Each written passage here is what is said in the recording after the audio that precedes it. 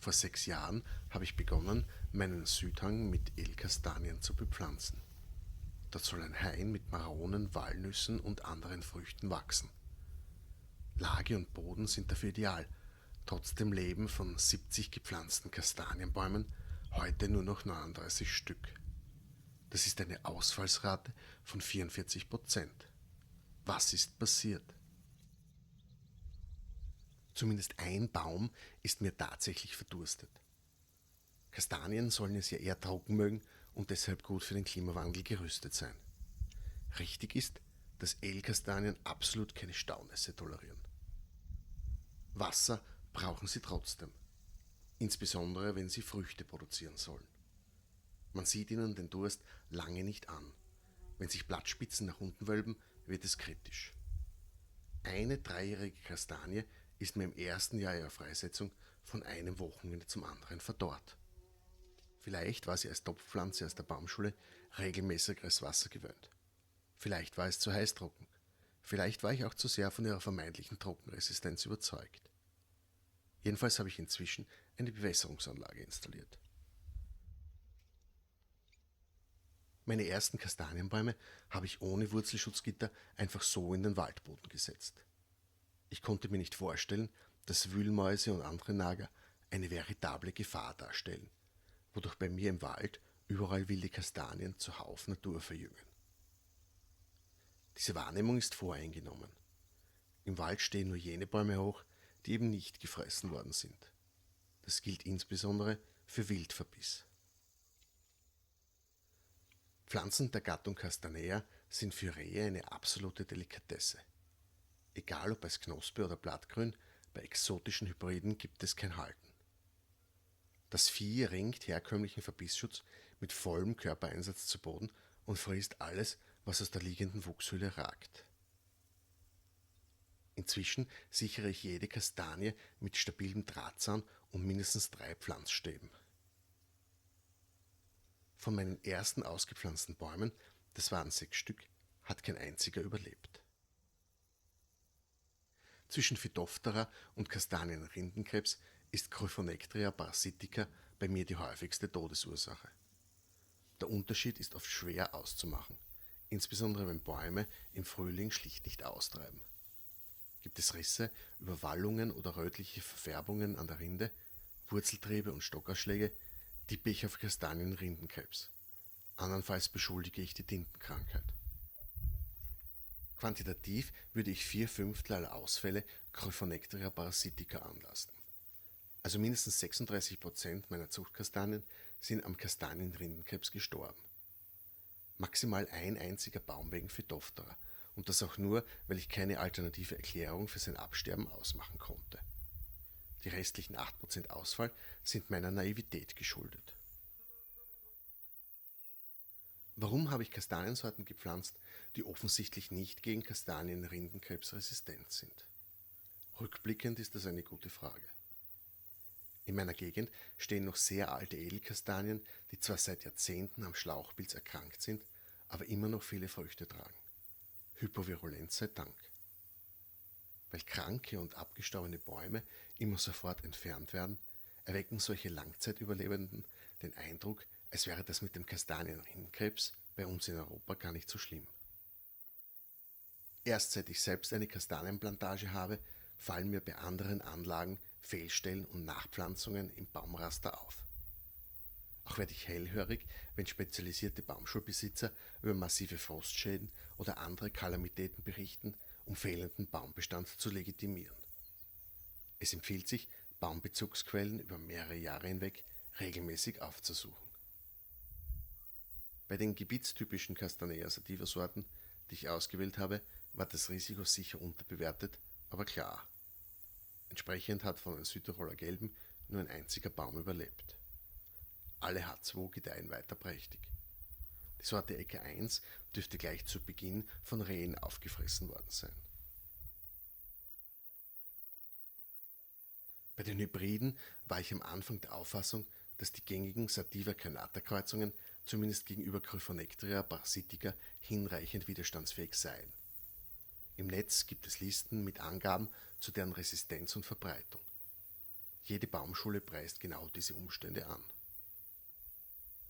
Bei gepfropften Bäumen wäre lediglich die Unterlage problematisch, weil oft ungeeignet gewählt, falsch deklariert oder schlicht unbekannt. Auf meinem Südhang habe ich veredelte Bäume, unter Laborbedingungen geklonte Bäume und wurzelstockvermehrte Klone. Nach 6 Jahren kann ich zu einigen Sorten Folgendes berichten. Bush de Petisac ist eine Kreuzung zwischen europäischer und japanischer Edelkastanie und laut Internet eine der verbreitetsten Ertragssorten mit über 50 Jahren Anbautradition. Castanea crenata zeichnet sich vor allem durch besonders große Nüsse aus. Eine Eigenschaft, die ich retroaktiv als primäres Zuchtziel unterstelle. Alle heute verbreiteten Hybride aus dem 20. Jahrhundert wurden mit japanischen Sorten gekreuzt. Ich hatte 11 gepfropfte Bäume gepflanzt. Alle sind dem Schlauchpilz zum Opfer gefallen. Bei der letzten Bush de Petisac hat das Absterben immerhin 3 Jahre gedauert. Ich hatte sogar zeitweise Hoffnung auf Remission. Ich meine, dass zumindest 4 Unterlagen überlebt haben. Sie wachsen im Wald weiter und zeigen bisher keine Symptome. Es ist amtlich. Meine letzte Bush de Petisac ist am Kastanienrindenkrebs zugrunde gegangen. Es hat sich ja schon die letzten Jahre abgezeichnet. Aber jetzt ist der gepfropfte Teil endgültig abgestorben.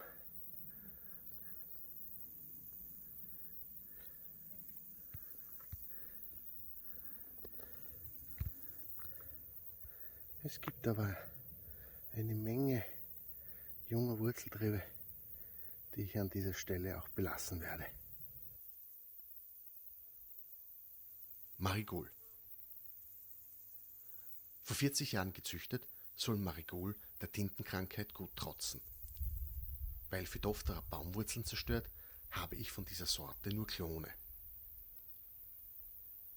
Sowohl ein Laborklon aus Portugal als auch ein wurzelstockvermehrter Klon aus der Steiermark sind bisher am Kastanienrindenkrebs erkrankt. Der Laborklon ist sofort eingegangen. Der Steirer kämpft seit gut 2 Jahren mit neuen Trieben ums Überleben. Jetzt ist klar, warum diese Marigold letztes Jahr nicht austreiben wollte. Es ist unsere alte Freundin Gryphonectria parasitica, der Kastanienrindenkrebs.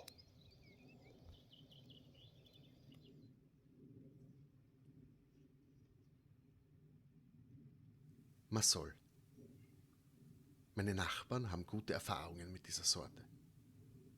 Die meisten Massol in der Umgebung sind offensichtlich infiziert, scheinen den Schlauchpilz aber gut zu tolerieren. 5 von 7 gepfropften Bäumen konnten im 2. Freisetzungsjahr nicht mehr vollständig austreiben. Ich meine, dass davon zumindest eine Unterlage im Wald überlebt hat. Alle verstorbenen Südtiroler Gelben, alle toten Bush de Petisac und jene 5 eingegangenen Massol stammen vom selben Veredler.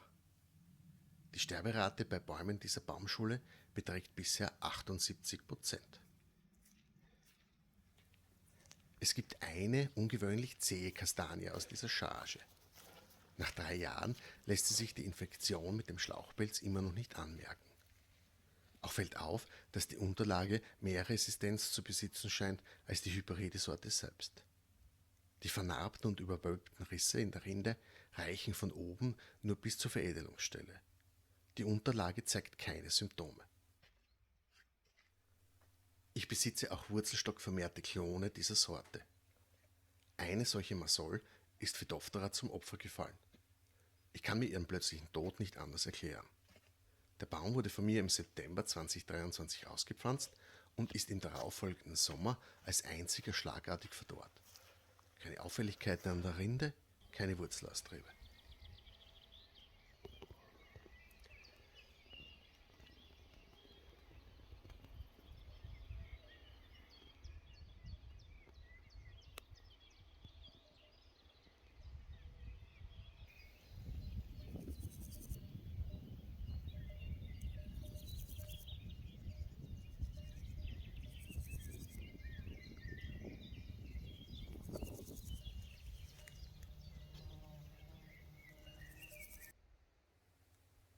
Maraval. Der eine Baum, den ich habe, ein wurzelstockvermehrter Klon, wächst auffällig langsam, scheint aber sonst gesund. Wir sind früher schwer zurückgefahren. Man sieht auch noch die hervorragenden Blätter und die Überreste dieser Triebe.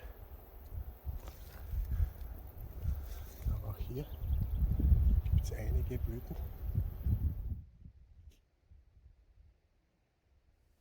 Brachycemigule, falls man das so ausspricht, ist ein Klon ohne Auffälligkeiten. Blüht aber.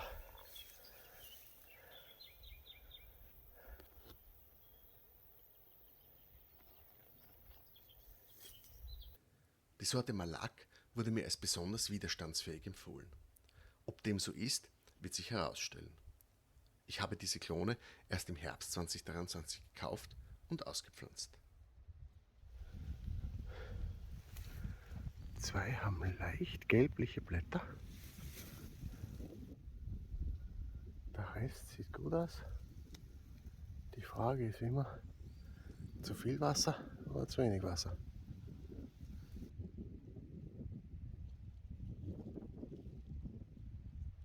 Mein Nachbar hat mich gefragt, warum ich Kastanienrindenkrebs nicht bekämpfe. Es gäbe doch sicher Mittel dagegen. Er hat recht, man kann Gryphonecter parasitica künstlich mit einem geeigneten Virus infizieren. Der Pilz stirbt davon zwar nicht, bleibt aber so geschwächt, dass die Kastanie überleben kann. Ich konnte ein einziges Labor in Portugal ausfindig machen, das dieses Verfahren heute noch anbietet. Das Problem ist nämlich folgendes. Gryphonectria parasitica gibt es bereits in vielen vegetativ unverträglichen Varianten. Und es werden immer mehr. 1998 waren es 31. Heute ist von 64 Typen die Rede. Solche Stämme werden mit EU-Nummern hochgezählt. Vor 20 Jahren waren EU13 und EU17 in meiner Gegend dominant. In Südtirol sind aktuell EU1 und EU2 die Hauptgegner. Jeder Schlauchpilzstamm braucht einen geeigneten Virus, wobei sich unterschiedliche Stämme nicht gegenseitig anstecken können. Dem Pilz gelingt es durch Mutation, den Viren zu entkommen. In den USA ist Hypovirulenz längst keine Strategie, weil sich dort seit der Einschleppung aus Asien hunderte Pilzstämme entwickelt haben, von denen nur noch wenige überhaupt an Viren erkranken. Hypovirulenz ist keine Lösung, sondern eine Gnadenfrist. Aufgrund dieser Einsicht pflanze ich nur mehr Castanea mollissima und Kreuzungen mit chinesischen Edelkastanien, die hoffentlich mehr Widerstandskraft gegenüber Gryphonectria parasitica aufweisen und auch künftigen Pilzmutationen besser gewachsen bleiben. Im Spätherbst 2024 habe ich 6 Stück Mollissima-Hybride ausgesetzt. Ich kann es nicht scharf stellen, aber da steht drauf Äcker 10.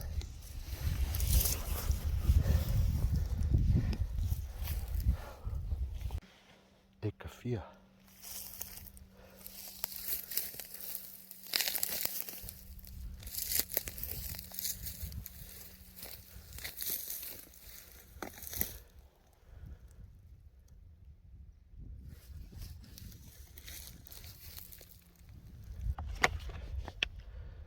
Castanea mollissima aus der Slowakei. Hat noch alle ihre Blätter, fast alle.